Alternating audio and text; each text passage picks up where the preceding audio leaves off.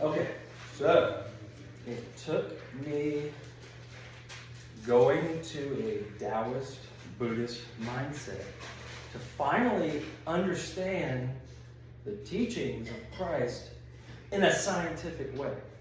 So, here we go.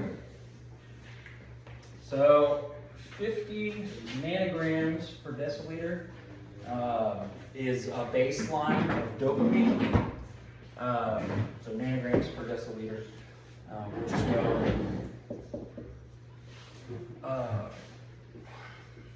what I'm talking about. So this is baseline, and I'd call this euthymia. So they say a person naturally doing wonderful, wholesome things can get to about 100 nanograms per deciliter of dopamine, right? So over here, scientifically, we would refer to that as, euphoria. And then your average person, so call it 100. Your average person on the worst day they're ever having is about 40 nanograms per deciliter. And we'll call this dysphoria. Hopefully I spelled that right. So we have euphoria, euthymia, dysphoria. Okay? Now we're going to put in here whatever we want to call it. So I'm going to write some things and not explain it and let your mind explain it to itself. So here's fear. Here's love.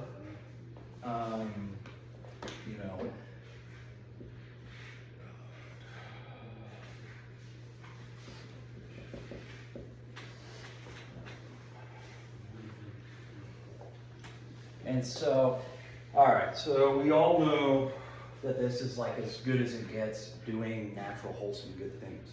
Well, drugs and alcohol take you well above this, and we'll call this, for lack of a better term, because I believe it was mistranslated. It's not so much like, you sinned, oh my God, it's something like you're missing the mark. And see, what happens is, a drug addict, when they take drugs and alcohol out of the body, and you get down to about 10 nanograms per deciliter, which is very abnormal. Here's somebody having the worst day of their life, just a regular person. Here's a drug addict having an even worse time, So I'm going to call this that. Okay? And so when we get up here, I'm using drugs and alcohol, I get this high, then I get this high, then I get this high, then I get this high, so on and so forth, until at baseline, even when using the drugs and the alcohol, right? So, now, if I take the drugs and alcohol out of my system, okay, I'm going to bottom out.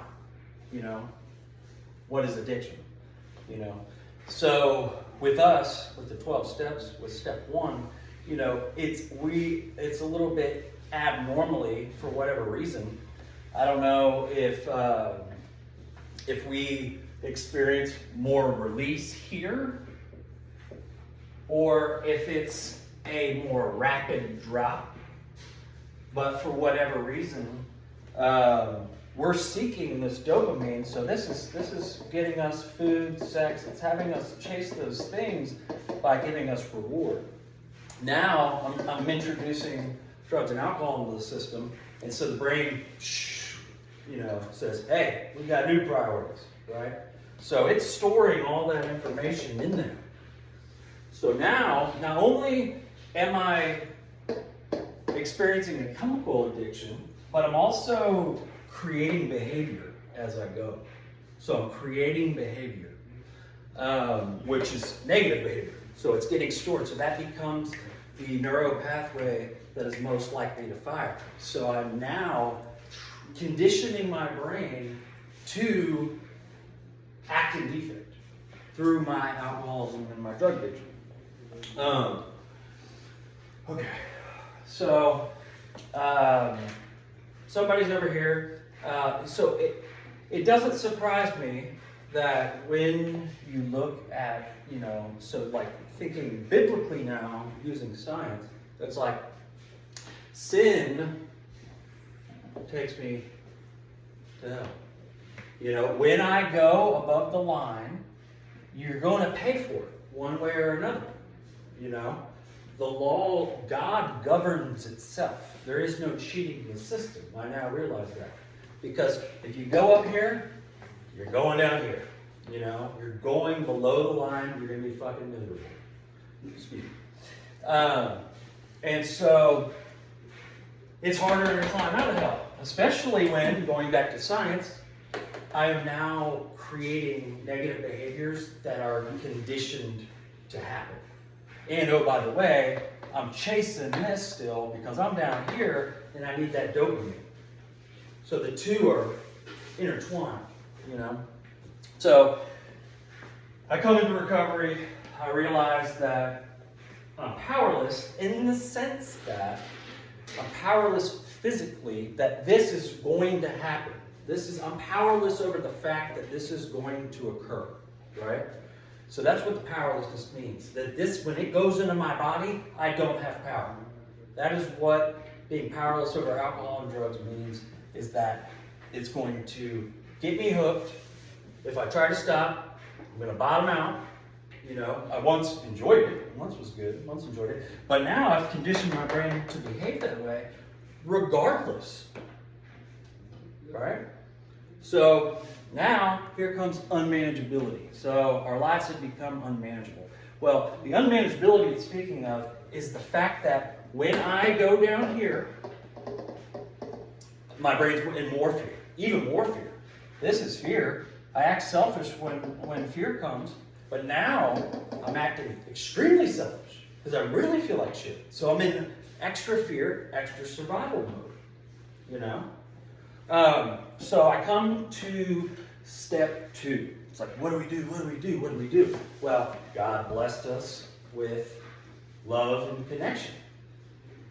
So love and connection is able to heal the brain faster.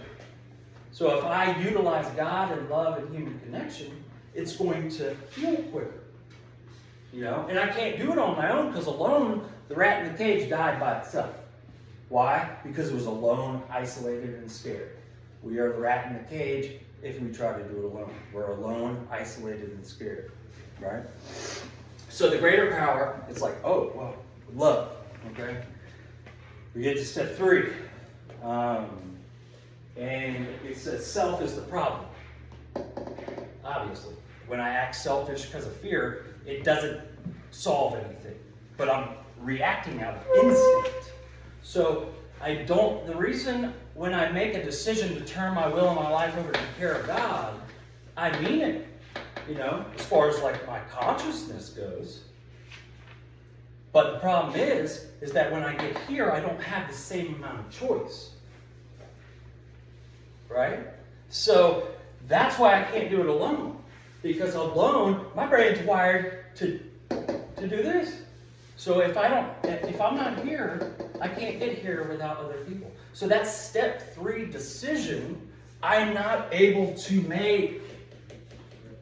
So that's why immediately you go into a 4th step. And it's no surprise that it's talking about resentment, fear, and conduct. Because it's talking about the limbic system. It's no surprise that step 4 is referring to things going on in the limbic system, such as emotion, fear, and memory, and old behaviors and current behaviors. So I go into a 4th step, and I write these inventories, and then Now, I write the inventories out of the way I've been behaving. I get all this information. And then I sit down and talk to somebody about it. What is that? That is love. That is God in practice. So now I'm starting to utilize the power of this in the fifth step. And in the circle triangle in the community. And my brain heals, right, through doing all this. So I find out what the selfishness looks like. And what does it look like? How do we know selfishness? Defects. Defects of character. And so how do I go against defects of character? I do it with virtue.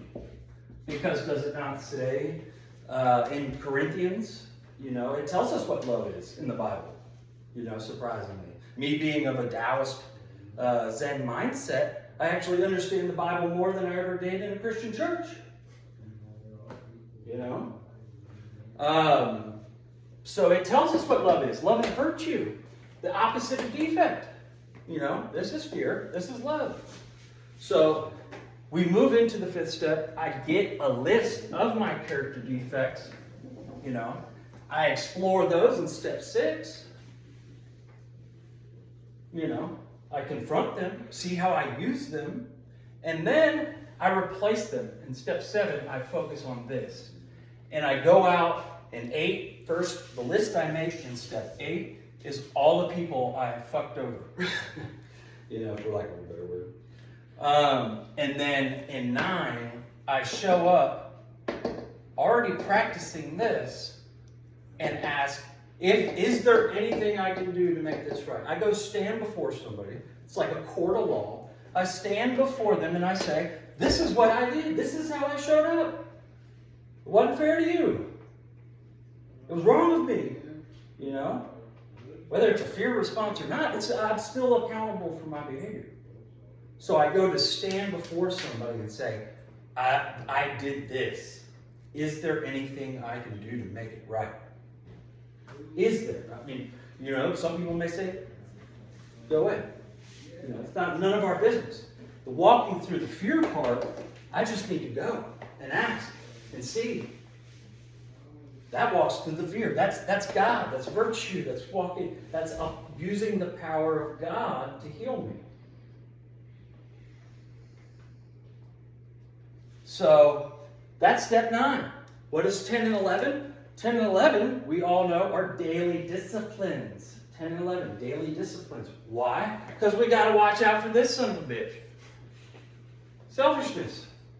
This is going to creep back in. And oh, by the way, going back from fucking spirituality to science, I'm going to act out in defect whether I want to or not. I have no choice. I cannot stop an automated response. That's why I'll always be flawed. That's what makes me human. I will always make mistakes. There's no getting past it.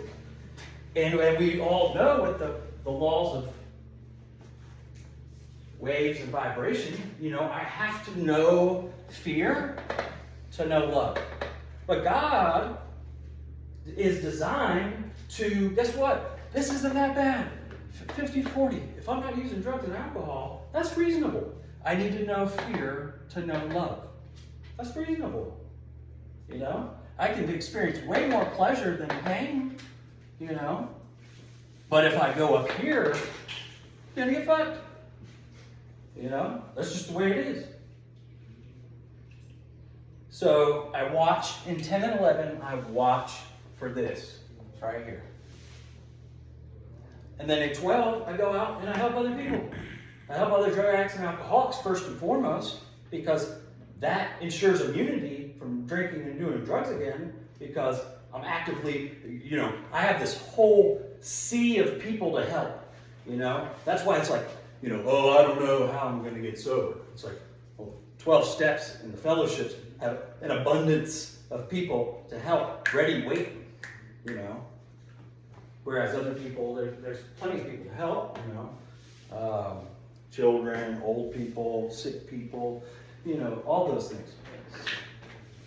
None of those PC, elderly people are aged humans. So anyway, when I go out and help, oh, by the way, once again, God comes in and I get to experience this when I help people. I get dopamine. I get to experience the kingdom of heaven is here on earth. So's hell. Been there. That's why they say that cheesy ass shit about the 12 steps, and they're like, well, the 10 commandments is for people who don't want to go to hell, and the 12 steps is for people to climb out of hell.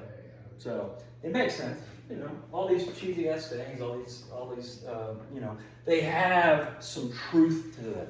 Same with these religions. There's speckles of God and truth. Same with the big book, but they're missing the mark because no human will ever perfectly align up with God. No piece of literature. I mean, as soon as I speak, write, whatever, it's already coming out as perception. It's deviating from the whole. So, any question? In a nutshell. That was interesting. Oh, awesome. That was actually really fast. Yes. So that's, you're saying nanograms per decibel, right? Nanograms per deciliter. Deciliter, how you spell DECILITER. Okay. that? Okay.